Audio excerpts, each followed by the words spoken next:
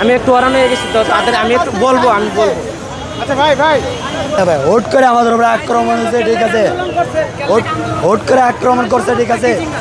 জুলাই সনদটা কি আপনি বলেন, তার থেকে উত্তর দেন। আচ্ছা আচ্ছা ভাই, ঠিক আছে।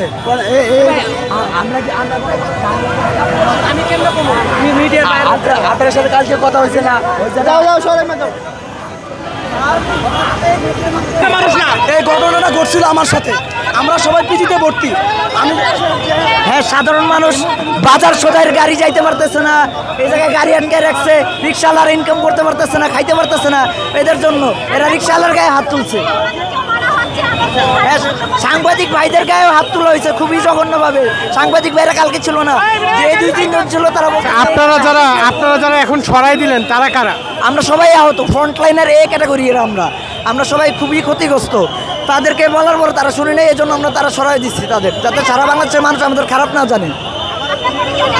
আমার পরিচয় হচ্ছে আমি নাজমুল হোসেন, আমি আহত একজন জুলাই যোদ্ধা, ফ্রন্ট লাইনার। আমি এখনও পিজি হসপিটালে ভর্তি আছি, আর বাংলাদেশে ট্রিটমেন্ট হবে না, আমার বাইরে রেফার হয়েছে।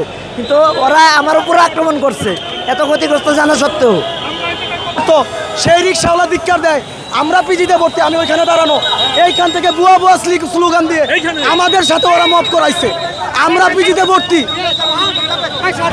কিছুক্ষণ আগে যেটি দেখলাম যে পুলিশের সঙ্গে আহতদের যে অবস্থানটি ছিল, সেই অবস্থানে যারা জুলাই প্রক্লেমেশন ছিল তাদের যে অবস্থান, সেই অবস্থানেই আমরা দেখলাম যে পুলিশের সঙ্গে তাদের যেই অবস্থান, সেই অবস্থানে কিছুটা বাধাগ্রস্ত করে তারা এখান থেকে সরে যায়। আমরা এখানে একজনকে দেখছি যিনি কিছুক্ষণ আগেও স্লোগান দিচ্ছিলেন, তার সঙ্গে কথা বলবো।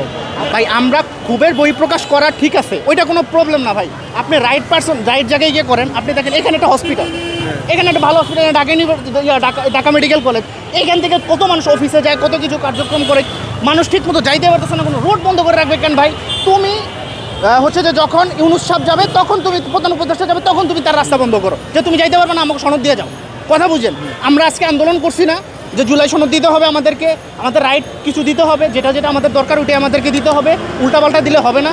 কিন্তু এইগুলা কি ভাই, মানুষের জনজীবন নষ্ট করে, মানুষকে কষ্ট দিয়ে, এগুলা কোনো রাইট, কোনো আন্দোলন সাধারণ হয়েছে যে জুলাইয়ের সনদ আজকে রাতে একটা ঘোষণা দেওয়া হবে, না হয় আগামীকালের মধ্যে সঠিকটা ঘোষণা দেওয়া হবে। কথা বুঝতে পারছেন? সো এই ঘোষণা দেওয়া হলে তখন হচ্ছে যে তারপরে হচ্ছে যে আন্দোলনে যাওয়া হবে। এর আগে আপনারা রোড ব্লক করে রাখছেন, এতে তো হচ্ছে যে জনগণ আমাদের বিমুখে চলে যাচ্ছে।